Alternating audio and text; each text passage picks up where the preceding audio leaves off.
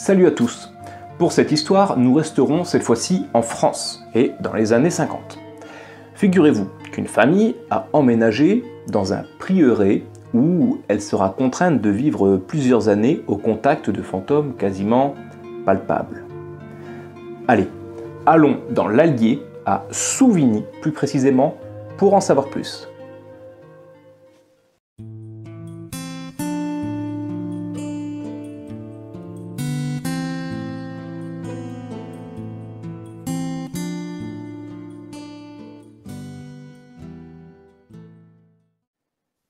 Le 6 juillet 1955, Madame Vallée et ses deux fils, Jean 20 ans et Gaston 30 ans, emménagent dans le prieuré de Souvigny, une ville proche de Moulins.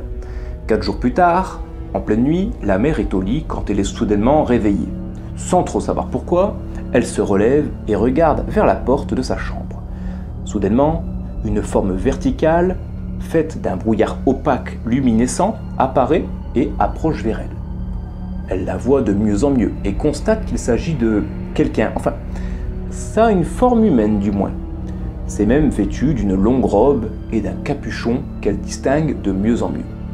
La forme s'arrête devant le lit, puis se retourne vers la cheminée, s'agenouille et se prosterne à plusieurs reprises avant de repartir et de disparaître dans un petit cabinet jouxtant la chambre. La mère Vallée n'a pas dit un mot. Elle s'est contentée de ne pas bouger en faisant la morte sous sa couette, telle une petite fille en espérant que la chose ne la voie pas. Alors, c'est ça un fantôme? C'est si précis? Non, c'est pas possible. Elle a même entendu le bruit de ses genoux qui touchent le sol lorsqu'il s'est prosterné devant la cheminée. Dans tous les cas, elle n'ose pas aller voir et personne ne ressortira de cette pièce. Elle finit par s'endormir de fatigue et y repense le lendemain, en se disant que ce n'était qu'un mauvais rêve. Plusieurs semaines passent sans aucun phénomène, et la mère Vallée n'y pense même plus vraiment. Les choses sont paisibles, mais pas pour longtemps, puisqu'un soir, le scénario recommence. Exactement le même. Elle est encore là, dans le fond de son lit, à se faire le plus discrète possible, et regarde ce spectre si détaillé qui lui paraît quasiment vivant. Une fois le fantôme disparu dans le cabinet, elle se remet de ses émotions en regrettant de ne pas avoir osé lui parler. Enfin, au moins essayer de lui parler. Lorsque le phénomène recommence à nouveau, elle se dit qu'elle doit prendre son courage à deux mains et tenter la communication. Ce soir-là, la porte de la chambre s'ouvre. Le fantôme arrive comme à son habitude et s'agenouille devant la cheminée. Chose nouvelle, elle l'entend sangloter, puis dire d'une étrange voix: « Mon Dieu, miséricorde, ayez pitié de moi, ayez pitié, mon Dieu, pardonnez-moi, Jésus. » Elle essaie de l'interpeller, mais ce dernier lui reproche d'être dans un lieu fait pour des religieux et qu'elle n'a rien à y faire. Elle insiste et le fantôme finit par lui répondre et lui explique qu'il expie depuis des siècles les crimes qu'il a commis. Il parle d'un prisonnier qu'il a laissé mourir de faim au fond d'un cachot, dans les sous-sols du prieuré, et il fait aussi une requête, celle de récupérer la statue d'une vierge perdue parmi des gravats. Il ajoute aussi une prédiction sans intérêt à notre histoire, mais je ne peux pas la laisser de côté. Il explique que les hommes tentent de dépasser Dieu et se précipitent vers les abîmes, que le globe terrestre éclatera, que l'Europe, l'Asie et l'Afrique seront submergés et que seule l'Amérique du Sud émergera. Voilà, vous en faites ce que vous voulez. Donc suite à cette effrayante histoire venue d'outre-tombe, la mère Vallée demande à ses deux fils Jean et Gaston d'aller chercher dans les sous-sols, après un cachot ou une petite pièce secrète. Les fils se demandent bien pourquoi et pour quelle raison, mais leur mère ne leur parle pas de cette histoire de fantôme qui vient dans sa chambre le soir. Les fils cherchent donc et finissent par tomber sur un petit réduit délabré qui pourrait bien être ce fameux cachot. Ils expliquent leur découverte à leur mère, et celle-ci leur demande à nouveau d'y retourner, de fouiller les gravats qui étaient sur le sol pour voir s'ils ne trouveraient pas la statue d'une vierge. Figurez-vous, eh bien qu'ils la trouvent. Alors ça y est, mystère résolu, le fantôme a réussi à faire passer son message, il ne viendra plus, il a sauvé cette statue de vierge, l'oubli? Eh bien à croire que non, puisque maintenant le fantôme vient dans la chambre toutes les nuits. Ça devient donc un vrai calvaire pour la mère Vallée qui garde toujours le secret de ce fantôme et qui n'arrive donc plus à dormir puisqu'elle sait qu'elle va être visitée chaque nuit. Elle commence d'ailleurs à dépérir à petit feu.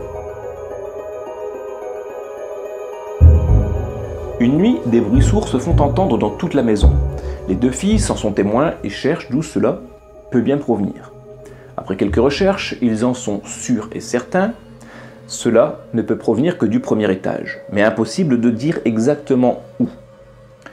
C'est étrange, surtout que ça recommence le lendemain, puis le surlendemain.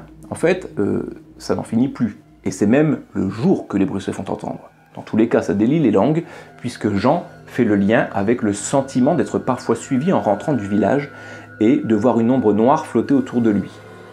Sa mère lui répond alors sur le ton de la plaisanterie qu'il s'agit du fantôme de la maison. Alors pour nous qui connaissons ce qu'elle vit, ça ressemble davantage à un appel discret pour les mettre au courant de certaines choses. Et en fait, ça ne tardera pas, puisque c'est un nouveau fantôme qui va apparaître à la Mère Vallée, en pleine journée. Ce qui lui semble être un évêque se forme devant elle. Celui-ci, bien moins passif et apaisé que le spectre du moine, est grand et large. Il lui ordonne de quitter les lieux et lui fait si peur qu'elle en tombe malade. La Mère Vallée n'en peut plus et quelques jours plus tard, elle profite que ses deux filles soient venues les voir pour tout raconter. Les deux fils décident alors de dormir dans la chambre et au bout de quelques nuits, un cliquetis semblable à une machine à écrire se fait entendre. Tout le monde l'entend, mais impossible de dire exactement d'où il vient, mis à part que ça semble provenir du mur de la façade.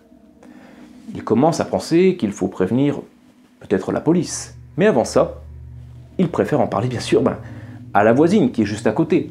Après tout, peut-être qu'elle a entendu des choses aussi depuis chez elle. En tout cas, ils apprennent que premièrement, avant eux, un couple avait loué la maison avec un bail de 3 ans, mais sont partis au bout de 3 mois. Deuxièmement, les héritiers du prieuré ne sont pas ravis qu'ils aient des locataires à l'intérieur. Alors la rationnelle question de la mauvaise blague se pose à eux. Et si les héritiers avaient monté tout ça pour les faire fuir? C'est la réponse qu'ils prennent pour la plus crédible et restent donc à l'affût pour débusquer les apprentis fantômes. Un jour, Jean voit une personne derrière la fenêtre. Il va la voir, il va le coincer ce coup-ci, et tout sera réglé. Bon, il n'arrive pas à le retrouver. La personne a probablement eu le temps de s'enfuir. C'est pas grave, il l'aura la prochaine fois. Sauf que la fois suivante, il voit un moine se diriger vers la bibliothèque. Il court après lui, mais ce dernier disparaît une fois dans la pièce. Chose encore plus étrange, les chiens de la maison ne veulent pas le suivre dans cette fameuse bibliothèque. Bon. Là, Jean commence à vraiment se poser des questions. Et le clou sera enfoncé la nuit où le fantôme lui apparaîtra comme il l'avait fait avec sa mère. Il eut même la chance, tout comme sa vieille, de lui parler pendant un bon moment. Enfin la chance. Il est tellement perturbé qu'il quitte le prieuré pendant plusieurs jours avant de revenir pour tout fouiller à la recherche d'un passage secret. Et bien sûr, sans rien trouver. Il y a bien quelque chose d'étrange ici. De très étrange. Mais il décide de continuer à y vivre tout de même. Question d'argent probablement. Un jour, un de leurs amis vient passer quelques jours chez eux. Et ça ne se passe pas très bien, puisqu'il le retrouve en pleine nuit assis au milieu de la pelouse du jardin. Pourquoi? Eh bien, figurez-vous qu'il a suivi quelqu'un de bizarre dans la maison et l'a vu se volatiliser devant lui dans les escaliers. De peur, il avait décidé de rester dehors. Leur vient alors l'idée de défaire la dalle de l'escalier, là où a disparu le fantôme, dans l'espoir d'y retrouver quelque chose. Mais malheureusement, rien. Juste la maçonnerie des escaliers. Ils vivent désormais avec, et quelque part, s'y habituent. C'est comme ça que le 26 octobre 1956, ça fait donc déjà plus d'1 an qu'ils y sont, Jean réussit à prendre le fantôme en photo. Bon, la photo n'est pas super nette, mais c'est toujours mieux que rien. Le 12 janvier 1957, la Mère Vallée a à nouveau une conversation avec le moine. Cette fois-ci, il lui reproche de ne pas avoir reconstitué complètement la statuette de la Vierge. Elle ne savait pas où chercher les morceaux, mais ne vous inquiétez pas, puisqu'ils arrivent à elle par hasard, un jour où elle bute sur ce qui ressemble à une petite pierre qui dépasse du sol. Il s'agit en fait du petit Jésus, et juste à côté d'un morceau de draperie qui manquait également.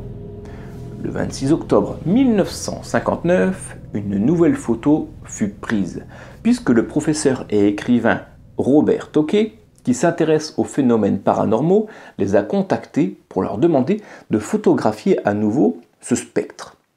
C'est encore Jean qui réussit à prendre la photo, alors que sa mère venait de se retrouver nez à nez avec le fantôme au détour d'un escalier. Alors voici la photo, et de nombreux détracteurs iront vous dire que c'est bien trop net pour être vrai. Peut-être, mais c'est tout de même fou. Quand c'est trop flou, c'est pas validé car inexploitable. Quand c'est trop net, c'est pas validé car, apparemment trop exploitable. N'oublions pas qu'ils ont toujours dit pouvoir bien détailler les vêtements de ces fantômes. Bref, finissons donc cette histoire. Dans la même année, vers fin novembre, la mère Vallée tombe à nouveau sur le moine, qui trône ce coup-ci en haut des escaliers. Peut-être a-t-elle prévu cette expérience, peut-être en a-t-elle simplement ras-le-bol. Dans tous les cas, elle décide de se placer face à lui et d'entrer ses mains à l'intérieur du spectre.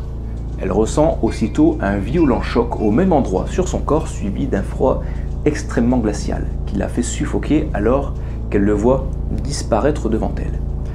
Son fils, resté en bas des escaliers, vient l'aider et l'aide à se réchauffer, à réchauffer ses mains, avec de l'eau chaude. Mais le mal est fait. Le jour suivant, ses mains sont brûlées et si gonflées qu'ils doivent couper les bagues avec une pince. Cela dure ainsi 2 mois, et Robert Tocqué, qui la rencontre quelque temps après, constate bien des mains avec de petites brûlures parallèles et des poignets encore enflés. Il demande alors à ses collègues de l'Institut Métaphysique International d'aller enquêter sur place et de passer au moins une nuit dans la fameuse chambre. Ils y passent 2 jours et 2 nuits en fait. Et la deuxième nuit, ils constatent bien un étrange bruit semblable à de petits coups de fouet. Pour la mère Vallée, c'est le fait que le fantôme est tout près, mais qu'il ne veut pas se montrer. Du moins c'est ce qu'elle explique aux enquêteurs. Dans tous les cas, ces derniers ne peuvent pas rester plus longtemps et repartent alors vers Paris sans avoir eux-mêmes vu le fameux moine. Peu de temps après, soit en mars 1960, le fantôme apparaît à nouveau à la mère Vallée. Cette fois-ci, il lui montre ses poignets tranchés et demande à ce qu'elle l'asperge d'eau bénite pour qu'il puisse reposer en paix. Mais elle n'en a pas. Alors elle décide d'aller chercher un objet religieux, soit une petite croix posée sur la cheminée. En se retournant vers lui, il a malheureusement disparu. Et, ce coup-ci, définitivement. Alors voilà, qu'en pensez-vous? En tout cas, moi j'irai pas dire que ce sont des menteurs. Enfin, rien vers dans ce sens. Hein. J'ai déjà dit en plus ce que je pensais de l'argument de la photo trop nette. Après, les témoins, c'est vrai, ils sont tous du même cercle, alors c'est forcément plus facile de monter une histoire entre eux. À titre personnel, ça me fait aussi penser à ce que peuvent vivre les médiums, avec des photos en bonus. À vrai dire, en fait, j'ai jamais entendu parler de médiums qui est tenté de prendre des photos de ce qu'ils voient. Ça pourrait être très intéressant comme expérience d'ailleurs. Et il y a aussi cette histoire de froid intense même, qui colle aussi très bien avec ce qu'on peut entendre. J'aurais tellement en fait aimé que les enquêteurs puissent rester assez longtemps. Mais bon, c'est toujours comme ça de toute façon. Hein. Donc je trouve que l'histoire colle quand même finalement pas trop mal, surtout qu'elle est riche tout en se déroulant sur plusieurs années. Et vous, avez-vous réussi à vous faire un avis? Qu'en pensez-vous? Bon voilà, la vidéo est terminée, j'espère qu'elle vous aura plu. Merci d'avoir regardé aussi jusqu'au bout, et n'oubliez pas de liker et de vous abonner bien sûr, si vous avez apprécié mon contenu, et ça aidera aussi la chaîne. Et puis bien maintenant, je vous dis à bientôt, et à la prochaine pour une nouvelle histoire du Bureau de l'étrange. Ciao!